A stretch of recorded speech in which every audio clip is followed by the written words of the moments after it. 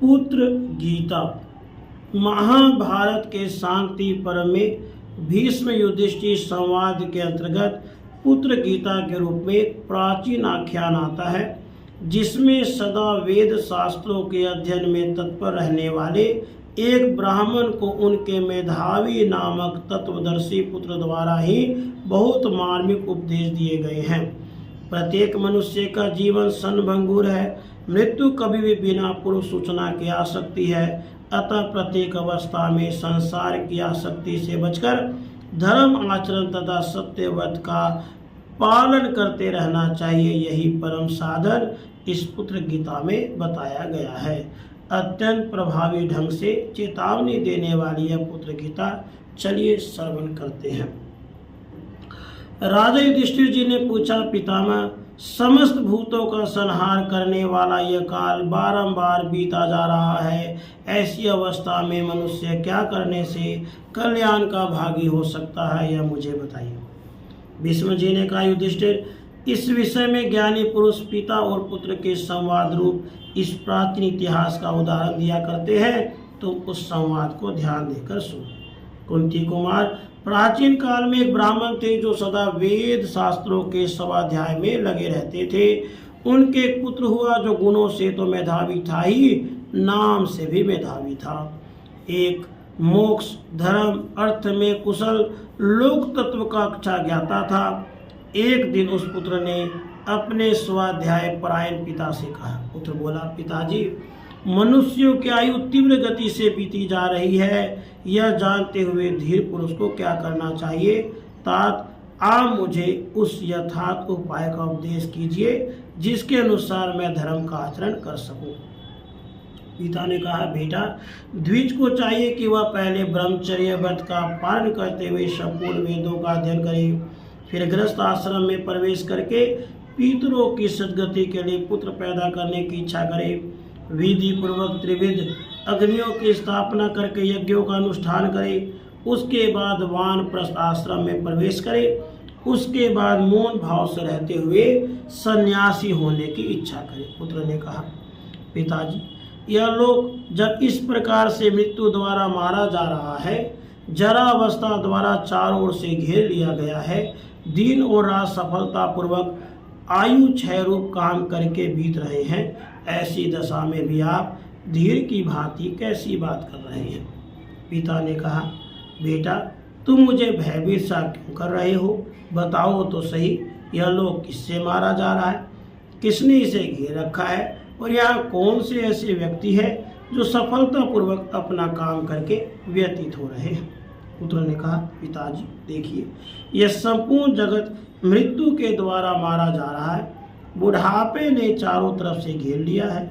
दिन रात वो व्यक्ति है जो सफलतापूर्वक प्राणियों की आयु का अपहरण स्वरूप अपना काम करके व्यतीत हो रहे हैं। इस बात को आप समझते क्यों नहीं हैं? ये मोह रात्रियां नित्य आती हैं और चली जाती हैं। जब मैं इस बात को जानता हूँ कि मृत्यु क्षण भर के लिए भी रुक नहीं सकती और मैं इसके जाल में फंसकर ही विचल रहा हूँ, तब मैं थोड़ी देर भी प्रतीक्षा कैसे कर सकता हूँ? जब एक एक रात बीतने के साथ ही आयु बहुत कम होती चली जा रही है, तब छिछले जल में रहने वाले मछली के समान कौन सुख पा सकता है? जिस रात के बीतने पर मनुष्य कोई शुभ कर्म न करे, उस दिन को विद्वान पुरुष व्यर्थ ही गया समझे। मनुष्य की कामनाएं पूरी भी नहीं होने पाती कि मौत उसके पास आ पहुंचती है। जैसे घास चरते हुए भेड़े के पास अचानक व्याघ्री पहुंच जाती है, उसे दबोच कर चल देती है, उसी प्रकार मनुष्य का मन जब दूसरी ओर लगा होता है, उसी समय सहसा मृत्यु आ जाती है और उसे लेकर चल देती है। इसलिए जो कल्याणकारी कार्य हो उसे आज ही कर डालिए। आपका यह समय हाथ से न निकल जाए, क्योंकि सारे काम अधूरे ही पड़े रह जाएंगे और मौत आपको खींच ले जाएगी।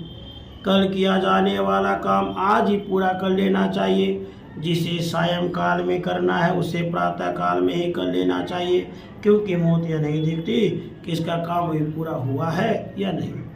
कौन जानता है कि इसका मृत्यु काल आज ही उपस्थित होगा?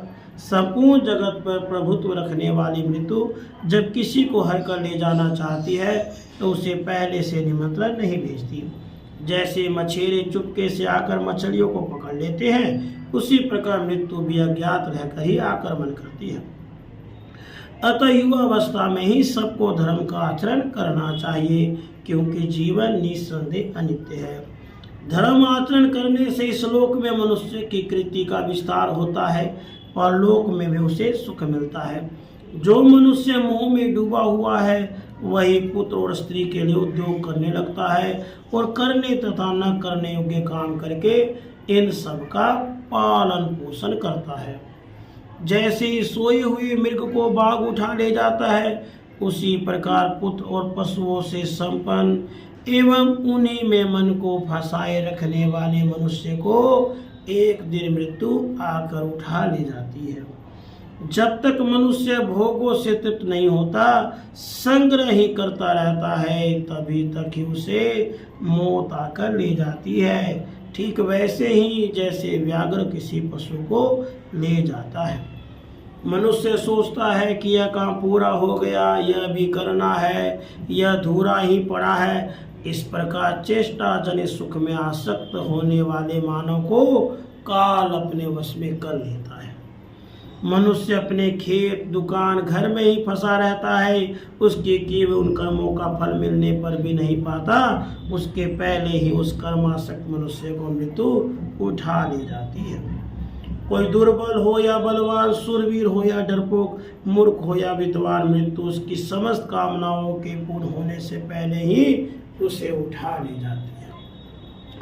पिताजी, जब इस शरीर में मृत्यु, जरा, व्याधि और अनेक कारणों से होने वाले दुखों का आक्रमण होता ही रहता है, तब आप स्वस्थ होकर क्यों बैठे हो? देहधारी जीवों के जन्म लेते ही अंत करने के लिए मौत और बुढ़ापा उसके पीछे लग जाते हैं। ये समस्त चराचर प्राणी इन दोनों में बंधे हुए हैं। ग्राम हो या नगर हो, जो स्त्री पुत्र आदि से आसक्ति बढ़ाई जाती है वह मृत्यु का मुखी है। जो वन का आश्रय लेता है यह इंद्र रूपी गौओं को बांधने के लिए गौशाला का समान है। यह श्रुति का कथन है। ग्राम में रहने पर वहाँ के स्त्री पुत्र आदि विषयों में जो आसक्ति होती है यह जीव को बांधने वाली रस्सी के समान है। पुण्य आत्मा पुरुष इसे काटकर निकल पाते हैं, पापी पुरुष इसे नहीं काट सकते हैं। जो मनुष्य मन, वाणी और शरीर रूपी साधनों द्वारा प्राणियों की हिंसा नहीं करता, उसकी भी जीवन और अर्थ का नाश करने वाले हिंसक प्राणी हिंसा नहीं करते। सत्य के बिना कोई भी मनुष्य सामने आते हुए मृत्यु की सेना का कभी सामना नहीं कर सकता। इसलिए असत्य को त्याग देना चाहिए, क्योंकि अमृत तत्व सत्य में ही स्थित है। अतः मनुष्य को सत्य व्रत का आचरण करना चाहिए, सत्य योग में तत्पर रहना और शास्त्र की बातों को सत्य मानकर श्रद्धापूर्वक सदा मन और इंद्रियों का संयम करना चाहिए। इस प्रकार सत्य के द्वारा ही मनुष्य मृत्यु पर विजय पा सकता है। अमृत और मृत्यु दोनों इस शरीर में ही स्थित है। मनुष्य मोह से मृत्यु को और सत्य से मृत्यु को प्राप्त होता है। अतः मैं हिंसा से दूर रहकर सत्य की खोज करूंगा। काम और क्रोध को हृदय से निकालकर दुख और सुख में समान भाव रखूंगा। सबके लिए कल्याणकारी बनकर देवताओं के समान मृत्यु के भय से मुक्त हो जाऊंगा। मैं निवृत्ति परायण होकर शांति में यज्ञ में तत्पर होऊंगा। मन और इंद्रियों को वश में रखकर ब्रह्म यज्ञ वेद शास्त्रों के स्वाध्याय में लग जाऊंगा और मुनि मृत्यु से रहूंगा। उत्तरायण के मार्ग से जाने के लिए मैं जप और स्वाध्याय रूप वाग यज्ञ, ध्यान रूप मनोयज्ञ और अग्निहोत्र एवं गुरु शुश्रूषा आदि रूप कर्म यज्ञ का अनुष्ठान करूंगा।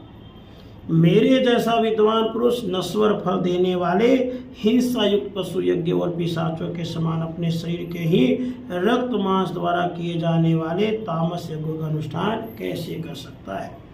जिसकी वाणी और मन दोनों सदा भली भांति एकाग्र रहते हैं, जो त्याग, तपस्या और सत्य से संपन्न होता है वह निश्चय ही सब कुछ प्राप्त कर सकता है।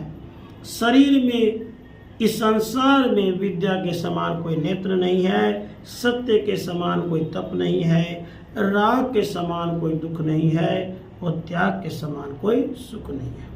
मैं संतान रहित होने पर भी परमात्मा में ही, परमात्मा द्वारा उत्पन्न हुआ हूँ, परमात्मा में ही स्थित हूँ, आगे भी आत्मा में ही लीन होऊंगा। संतान मुझे पार नहीं उतारेगी।